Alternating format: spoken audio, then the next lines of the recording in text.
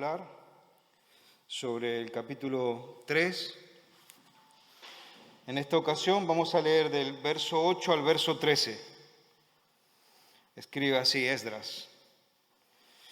En el año segundo de su venida a la casa de Dios en Jerusalén, en el mes segundo comenzaron Zorobabel, hijo de Salatiel, Jesuá, hijo de Josadac, y los otros sus hermanos, los sacerdotes y los levitas, y todos los que habían venido de la cautividad a Jerusalén.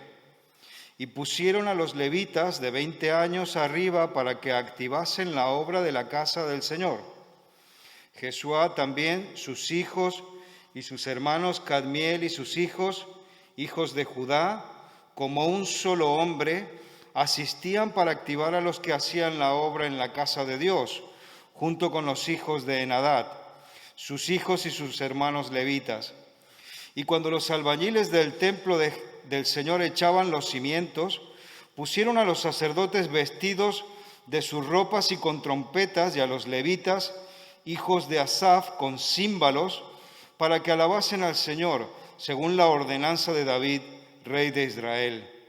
Y cantaban, alabando y dando gracias al Señor, diciendo: porque Él es bueno, porque para siempre es su misericordia sobre Israel. Y todo el pueblo aclamaba con gran júbilo, alabando al Señor, porque se echaban los cimientos de la casa del Eterno.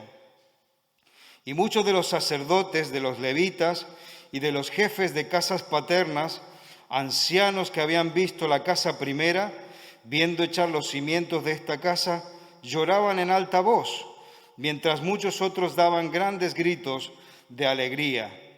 Y no podía distinguir el pueblo el clamor de los gritos de alegría de la voz del lloro, porque clamaba el pueblo con gran júbilo y se oía el ruido hasta de lejos. Damos paso a Eva para que nos comparta.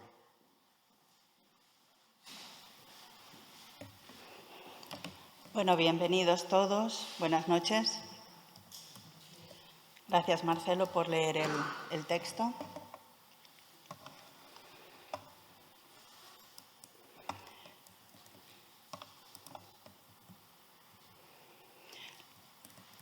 Las semanas pasadas hemos estado viendo cómo el remanente del pueblo de Israel,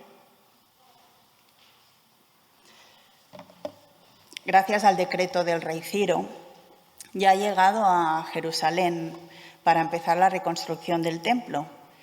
Eran 42.360, sin contar los cantores y los siervos, ¿verdad?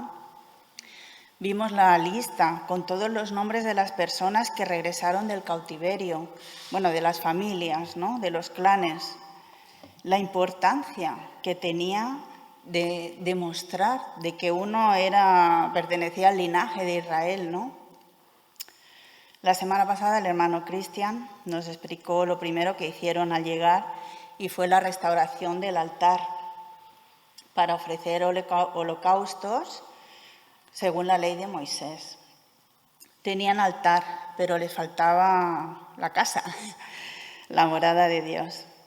Ahora vemos pues que han pasado unos meses y la razón de eso, de ese tiempo que no han empezado la construcción, es que estarían esperando los materiales que llegaban del Líbano. Por ejemplo, la madera de cedro, que era muy apreciada, era muy costosa, la tenían que traer por mar hasta Jope y luego era llevada hasta Jerusalén, ¿no? Y eso requería pues un tiempo.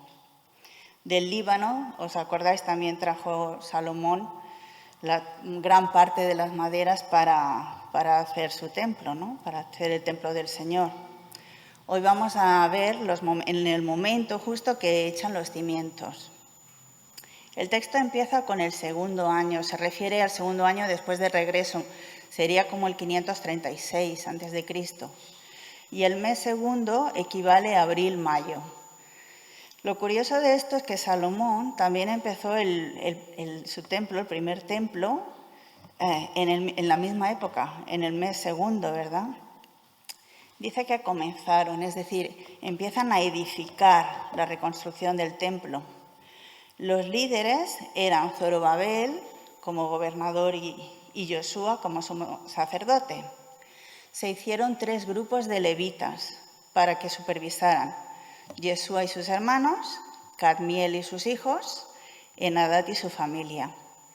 Dice que se pusieron a los levitas de 20 años para arriba para activar la obra de Dios, como supervisores de los obreros, ¿no? Para animarlos, para dirigirles en la obra.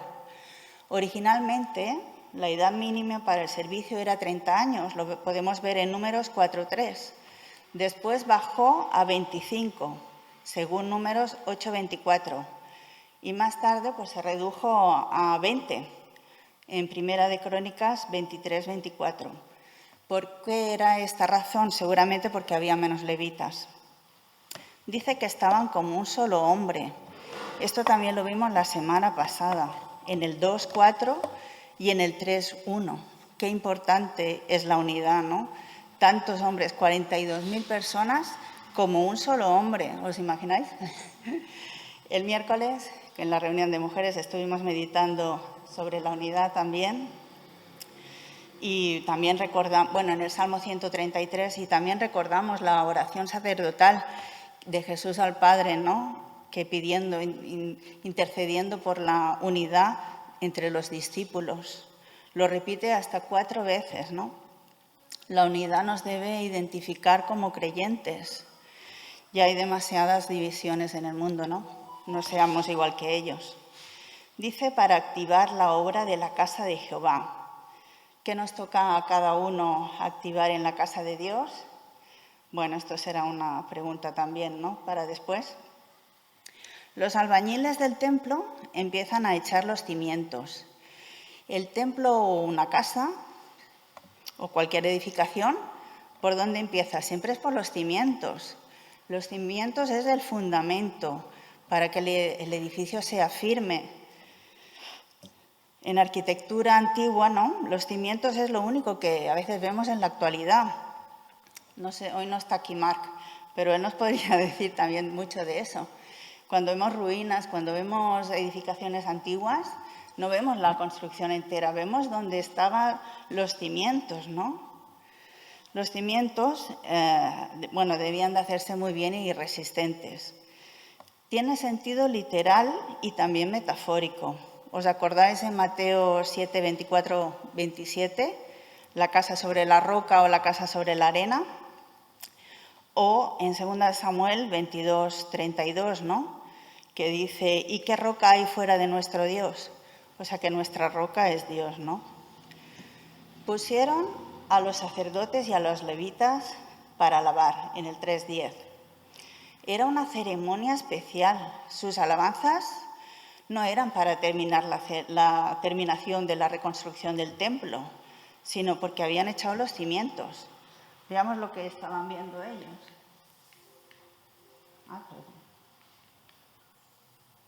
Era más o menos esto. Algo parecido a esto, ¿verdad?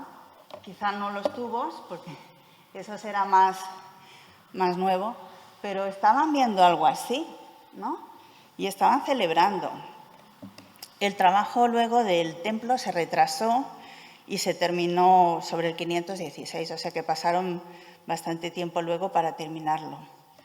Dice que las trompetas sonaban como inicio de celebración de fiestas. Los címbalos eran de bronce y se hacían notar por su fuerte sonido. En el Salmo 155 también lo dice. Era como una especie como de platillos y sonaba muy fuerte, ¿no?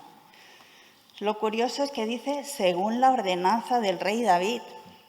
El lugar del rey David en la adoración de Israel estaba bien establecido. El pueblo tuvo cuidado de seguir la tradición que David ordenó, ¿no? Seguían sus pasos. El orden que siguieron fue el mismo cuando David llegó el arca a Jerusalén. Los sacerdotes tocaron las trompetas y Asaf los címbalos. Lo vemos en Primera de Crónicas 16, 5 y 6.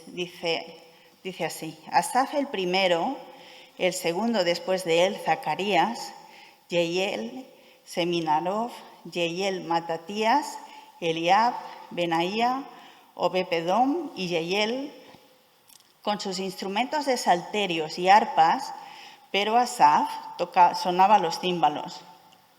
También los sacerdotes Benaía y Yasaziel sonaban continuamente las trompetas delante del arca del pacto de Dios. El culto se organizaba según la dirección de David, con el mismo patrón. Asaf fue uno de los cantores principales cuando el arca fue trasladada a Jerusalén. David lo designó como director del coro para el culto.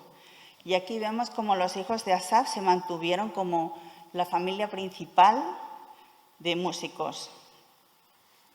La ley dada por Moisés, como vimos la semana pasada, cuando nos explicó Cristian, ¿no? Era para la construcción del altar para los sacrificios, pero el templo, según las instrucciones de David, ya que de él salió pues la idea de construir el templo para Dios, ¿no?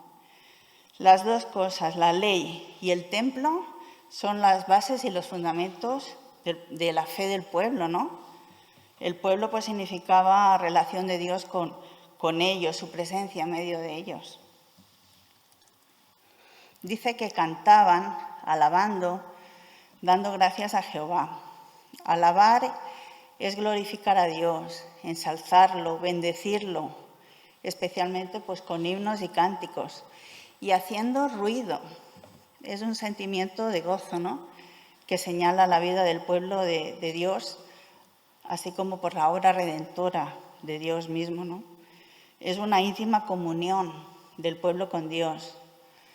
Esto no depende de nuestro ánimo, de nuestros sentimientos, de nuestras circunstancias, ¿no?, sino que es un deber. Es una marca del pueblo, de Dios, y también es de testimonio, ¿verdad?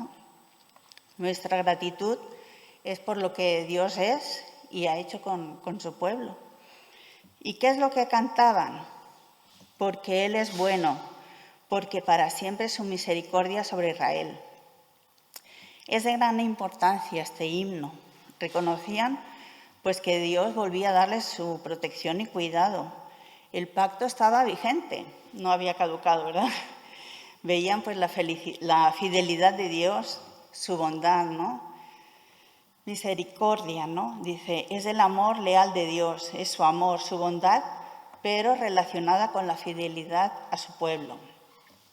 Si vemos Jeremías 33:11, dice, ha de oírse aún voz de gozo y de alegría, voz de desposado, voz de desposada, voz de los que digan, alabad a Jehová de los ejércitos, porque Jehová es bueno, porque para siempre es su misericordia, voz de los que traigan ofrendas de acción de gracias a la casa de Jehová, porque volveré a traer los cautivos de la tierra como al principio, ha dicho Jehová. Pero fijaros que también hay un montón de salmos que dicen así. En el Salmo 106:1 dice, aleluya, alabad a Jehová, porque Él es bueno, porque para siempre es su misericordia. En el 107:1, alabad a Jehová, porque Él es bueno, porque para siempre es su misericordia. En el 118:1, alabad a Jehová, porque Él es bueno, porque para siempre es su misericordia. 136, alabad a Jehová, porque Él es bueno, porque para siempre es su misericordia. Primera de Crónicas 16:34, aclamad a Jehová, porque Él es bueno, porque su misericordia es eterna. Segunda de Crónicas 5:13, cuando sonaban pues las trompetas y cantaban todos a uno para alabar y dar gracias a Jehová, y a medida que alzaban la voz con trompetas y címbalos y otros instrumentos de música, y alababan a Jehová diciendo, porque Él es bueno, porque su misericordia es para siempre. Entonces la casa se llenó de una nube, la casa de Jehová. Segunda de Crónicas 7:3 también dice, cuando vieron todos los hijos de Israel descender el fuego y la gloria de Jehová sobre la casa, se postraron sobre sus rostros en el pavimento y adoraron y alabaron a Jehová, diciendo, porque Él es bueno, y su misericordia es para siempre. Bueno, aquí vemos que todos gritan, unos de alegría, otros llorando. Los jóvenes que no han visto el templo anterior, pues reaccionan con alegría, porque aunque solo ven los cimientos, pero ven que está en marcha la construcción, ¿no? Ahora podían adorar a Dios en su templo. Pero los ancianos que habían visto la primera casa. A ver, ¿cuál era la primera casa? El templo de Salomón. Esto es una reproducción por internet, ¿no? Los ancianos recordaban esto. Bueno, no sé si saben que una iglesia neopentecostal en Brasil ha recreado el templo de Salomón. Piedra por piedra lo han traído todo de Israel. Es una iglesia grande, 10.000 miembros más o menos, ¿verdad? Ahora el que estaban haciendo es el templo de Zorobabel, ¿no? El templo de Salomón fue destruido en el 586, 50 años antes. Los judíos más ancianos quizás recordaban el primer templo y reaccionaron de distintas maneras, ¿no? Algunos lloraron porque el primer templo había sido destruido, mientras que otros pues, se alegraban, se regocijaban porque otro iba a ser construido también, ¿no? Había muchas emociones, era una mezcla de lloros, gritos, de alegría. Era un momento único, especial para ellos. Hay quien dice que los mayores veían que el segundo templo no tendría la grandeza del primero, porque no había los mismos recursos que tenía Salomón, ¿no? También dicen que porque lloraban porque no habría el arca o los objetos sagrados. Ageo, en el 2:3, dice: ¿Quién ha quedado entre vosotros que haya visto esta casa en su gloria primera y cómo la veis ahora? ¿No es ella como nada delante de vuestros ojos? Y luego en el 2:9 dice: la gloria postrera de esta casa será mayor que la primera. Y en este lugar daré paz, dice Jehová. El segundo templo sería testigo de la llegada del Mesías también, ¿no? Otra causa del lloro posible es que fuera que recordaban que el templo primero fue destruido por sus propios pecados, ¿no? Y sintieran arrepentimiento. Puede que sea una mezcla de los dos, de mirar al pasado con melancolía, ¿no? También con esperanza para el futuro. Y termina con que se oía el ruido hasta lejos, ¿no? Los orientales pues tienen unas expresiones así un poco efusivas en cuanto al dolor y a veces no se distingue muy bien de las exclamaciones de alegría. Pero dice que el ruido se oía de lejos. Esto hace pensar que era para testimonio de otros, de los que estaban lejos del templo, ¿verdad? Bueno, en este templo, en este trozo, pues vemos muchas cosas que nos llaman la atención, ¿no? A mí, por ejemplo, lo de la unidad me llama mucho la atención, porque a veces aquí por un grupito ya estamos con confrontaciones, que eso no tiene que ser, ¿no? Pero ahí un pueblo tan grande y que fueran como un solo hombre. Bueno, el templo de Zorobabel fue destruido y lo único que queda es el muro de los lamentos, que no es ni parte del templo, es como, a ver si lo se ve. Es como si fuera un trocito de por aquí, del muro, ¿no?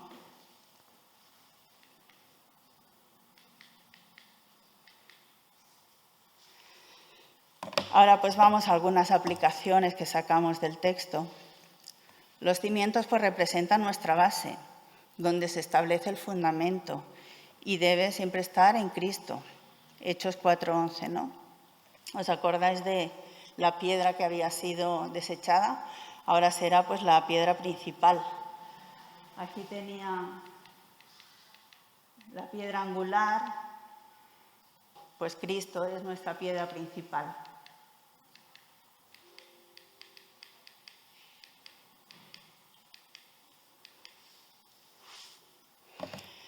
Vemos el esfuerzo que hicieron para construir el templo, ¿no? Pusieron todo su empeño en ello. Requiere pues un trabajo duro para la extensión del reino de Dios. Y esto da evidencia de una fe viva, ¿no? Alabar a Dios es una marca del pueblo de Dios y es de testimonio para otros. Indica gratitud por lo que Dios es y lo que hace con su pueblo, ¿no?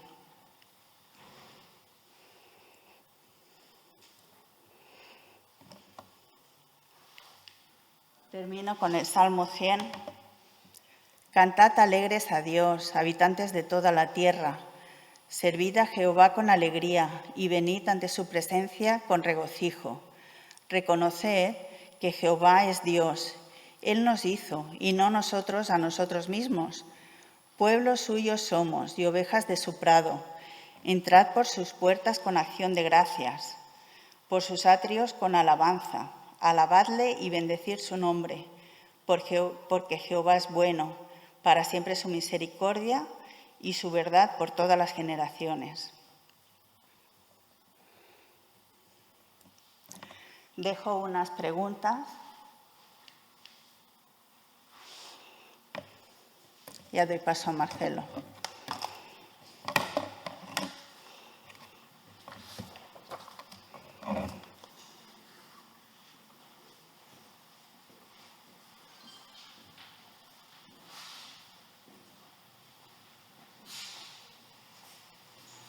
Hemos leído un pasaje que no es extraño para la mayoría de nosotros, un pasaje que nos habla de una parte muy importante del retorno del pueblo de Dios de Babilonia a Israel y la misión que ellos tuvieron en el corazón de restaurar la adoración a Dios, y eso pasaba por reconstruir el templo.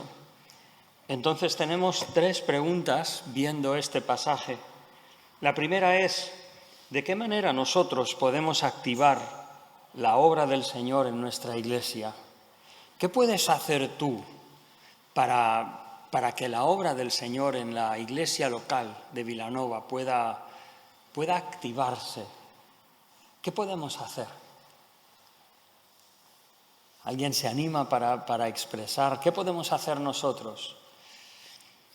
Yo pienso que lo que podríamos hacer es alentarnos unos a otros, edificarnos, que lo que compartamos sea edificante, en la medida que sea auténtico en nuestra vida, de lo que podamos dar sin fingimiento, sin esforzar eso, sino que en la naturalidad que tengamos de hasta donde nuestra vida llega con el Señor, poder compartir con el de al lado, como dice Santiago, no sin acepción de personas, siempre que podamos. Muy bien, muy bien. Palabra como dice la Escritura, ¿no? Sazonada con sal, palabra con gracia, palabra que sea edificante, que bueno, ¿no? Sin distinción de personas. ¿Qué más podríamos hacer para animar la edificación entre nosotros? ¿Qué ladrillos podríamos poner juntos? ¿Qué cemento podríamos usar? Estar siempre en oración. Estar siempre en oración. Muy bien. Porque, sobre todo los mayores, que no podemos hacer gran cosa, pues orar porque los que dirigen y los que tienen alguna tarea dentro de la iglesia, pues puedan hacer con alegría y que reciban cooperación sobre todo. Muy bien, muy bien. Oración por el liderazgo, aquellos que están en responsabilidad, sea de cualquier ministerio, todos necesitamos oración, ¿verdad? Y todos necesitan, desde las profesoras de escuela dominical hasta los hermanos que reciben a la gente que entra por la puerta. Y qué importante orar unos por otros. También lo dice Efesios capítulo 6. La oración unos por otros es muy importante. Dentro de un ratito podemos ponerlo en práctica también. ¿Qué más podemos hacer para edificarnos unos a otros? ¿Qué os parece? ¿Qué podemos hacer para activar, poner en marcha la obra del Señor? Yo creo que una de las cosas, bueno, de muchas cosas, pero yo creo que una de las cosas es, como dice Pablo, orar por los enfermos, orar por los que están enfermos, orar por los que están Yo creo que tenemos que tener claro el objetivo de la Iglesia, porque somos cristianos y para qué estamos y para qué el Señor nos tiene. Yo creo que una manera que tenemos de activar es que hacerle a cada uno que es importante para la obra, porque somos un cuerpo que cada miembro es importante, que no podemos actuar separadamente. Ya bien, como hablaba Guillermo, ¿no? 42 personas al unísono, eso es increíble, ¿no? Pero fíjate, entonces yo creo que eso es importante, ¿no? Es el hecho de que todo el mundo se sienta que es importante para él. Y que sin él costará más llegar, ¿no? Entonces yo creo que tenemos que hacer eso, que la gente se sienta importante y que es necesaria para que la obra del Señor vaya. Muy bien, muchas gracias por esa aportación, que cierto es, ¿no? 1 Corintios 12, los miembros del cuerpo que parecen menos gloriosos son aquellos que damos más honor, y así debe ser en el cuerpo de Cristo también, reconocer a cada uno su importancia, su lugar. ¿Qué más? ¿Alguna cosa más antes de pasar a la próxima pregunta? ¿Qué pensáis? ¿Qué podríamos hacer para activar, para promover, estimular la obra del Señor entre nosotros? ¿Sí, Betty? Bueno, tomando en consideración lo que hemos leído, considero que como pueblo debemos conocer nuestros dones, como vemos en la lectura, quienes estaban destinados a alabar, estaban alabando, quienes estaban destinados pues, a hacer la obra de la pues estaban haciendo, quienes estaban destinados a liderar también. Y así todo el pueblo también considero que deberíamos conocer nuestros dones y dedicarnos a lo que el Señor nos ha dado. Muy bien, qué importante. Creo que esa es una faceta realmente importante. No es fácil de reconocer qué dones el Señor nos ha dado. A veces nos hace ilusión o nos llama la atención dones que quizás no tenemos y sin querer no valoramos lo que el Señor nos ha dado, ¿no? Y qué importante, eso es, entiendo, a través de pues, la palabra del Señor, a través de orar, pero también a través de la interacción entre nosotros, donde nos ayudamos, nos guiamos, para reconocernos unos a otros cuando somos bendecidos por los demás. Pero qué importante, es una tarea nada fácil, pero muy importante para la edificación del cuerpo de Cristo. ¿Cuál es nuestro papel? ¿Cuál es nuestro don? ¿Qué es aquello en lo que el Señor nos ha capacitado para servir a nuestros hermanos? Segunda pregunta. ¿Cuál debe ser la actitud entonces de nuestro corazón a la hora de edificar y de alabar? ¿Cuál debe ser nuestra actitud de corazón para alabar al Señor y para edificar juntos?